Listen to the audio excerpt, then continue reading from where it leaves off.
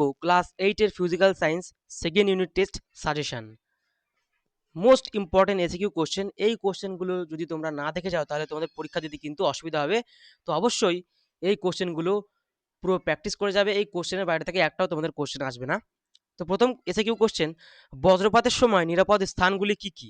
Answer লিখবে, বজ্রপাতের সময় নিরাপদ স্থানগুলি হলো পাকা বাড়ি, চলন্ত বাসের ভিতর, ভূগর্ভস্থ মেট্রো স্টেশন এবং বড় শপিং মল, স্কুল বা অফিস ভবনের ভিতর ইত্যাদি। তারপরে কোশ্চেন, তড়িৎ প্রবাহিতা বলতে কি বোঝো বা তড়িৎ প্রবাহিতা কাকে বলে? কোনো পদার্থের মধ্য দিয়ে তড়িৎ প্রবাহিত হওয়ার ক্ষমতাকেই ওই পদার্থের তড়িৎ পরিবাহিতা বলে। তারপরে কোশ্চেন, তড়িৎ বিশ্লেষণ কাকে বলে বা ইলেকট্রোলাইসিস কি? আনসার হবে, যে প্রক্রিয়ায় দ্রবণে দ্রবীভূত অবস্থায় কোনো পদার্থের মধ্য দিয়ে তড়িৎ পাঠালে পদার্থটির রাসায়নিক পরিবর্তন ঘটে, নতুন পদার্থ উৎপন্ন হয়, সেই প্রক্রিয়াকে তড়িৎ বিশ্লেষণ বা ইলেকট্রোলাইসিস বলে। তারপরের কোশ্চেন, ভিজে হাতে ইলেকট্রিক সুইচে হাত দেওয়া উচিত নয় কেন? আনসার লিখবে, ভিজে হাতে ইলেকট্রিক সুইচে হাত দেওয়া উচিত নয় কারণ জল বিদ্যুতের ভালো পরিবাহী। ভিজে হাতে সুইচ ছুঁলে বিদ্যুৎ শরীরের মধ্যে প্রবাহিত হতে পারে এবং বিদ্যুৎ স্পৃষ্ট হওয়ার আশঙ্কা থাকে। তারপরে কোশ্চেন অর্থাৎ 5 নম্বর কোশ্চেন, বজ্র নিরোধক কি?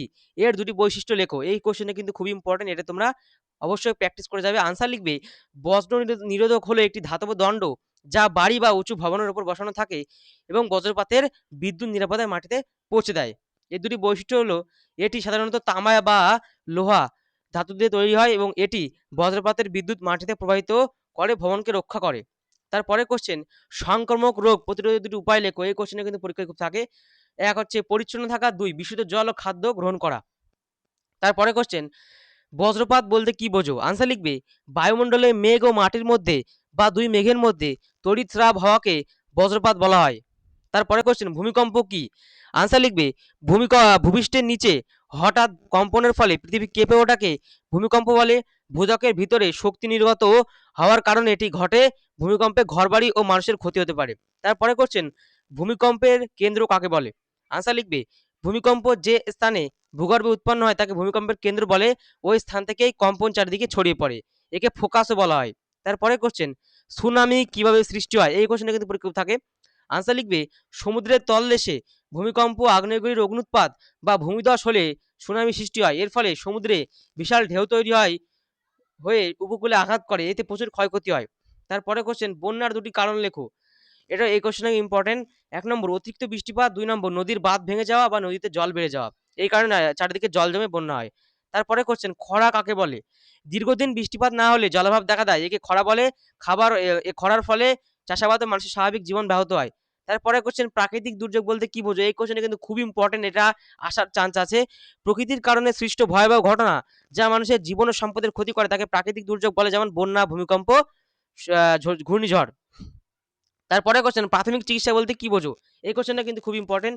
আনসার লিখবে, আঘাত বা অসুস্থতার পর ডাক্তার আসার আগে যে তৎক্ষণাৎ চিকিৎসা করা হয় তাকে প্রাথমিক চিকিৎসা বলে।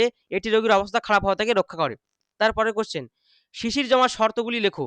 আনসার লিখবে, শিশির জমার শর্তগুলি হলো, 1 আকাশ পরিষ্কার রাখতে হবে, পরিষ্কার থাকতে হবে। 2 বাতাসে যথেষ্ট জলীয় বাষ্প থাকতে হবে। 3 রাতের বেলায় তাপমাত্রা কমে যেতে হবে। তারপরের পয়েন্ট, বাতাস শান্ত বা কম বেগে প্রবাহিত হতে হবে। তারপরে ভূপৃষ্ঠ বা গাছপালার তাপমাত্রা শিশিরাঙ্কের নিচে নেমে যেতে হবে। তারপরে কোশ্চেন, হাতে স্পিড বা ইথার ঢাললে ঠান্ডা বোধ হয় কারণ। এই কোশ্চেনটা কিন্তু তোমাদের পরীক্ষায় একদম গ্যারান্টি আসবে, 100% গ্যারান্টি আসবে। এই কোশ্চেনটা কিন্তু খুবই ইম্পর্টেন্ট, প্রায় স্কুলে এটা দিয়ে থাকে। আনসার হবে, হাতে স্পিড বা ইথার ঢাললে ঠান্ডা বোধ হয় কারণ এটি খুব দ্রুত বাষ্পীভূত হয়। বাষ্পীভবনের সময় স্পিড বা ইথার হাত থেকে তাপ শোষণ করে নেয়, ফলে হাতের তাপমাত্রা কমে যায় এবং ঠান্ডা অনুভূত হয়। তারপরে কোশ্চেন, এনপিকে সারের পুরো নাম লেখো। আনসার লিখবে, এনপিকে সারের পুরো নাম হলো এন সমান সমান nitrogen, P P equal to phosphorus, আর কে কে সমান সমান হচ্ছে কি পটাশিয়াম। অর্থাৎ এনপিকে সার হলো নাইট্রোজেন, ফসফরাস ও পটাশিয়াম সমৃদ্ধ যৌগিক সার। তারপরে কোশ্চেন, মধুর পুষ্টিগুণ বর্ণনা করো। এই কোশ্চেন খুব ইম্পর্টেন্ট। আনসার লিখবে, মধুর পুষ্টিগুণ, 1 নম্বর পয়েন্ট, মধুতে গ্লুকোজ ও ফ্রুক্টোজ থাকায় এটি দ্রুত শক্তি যোগায়।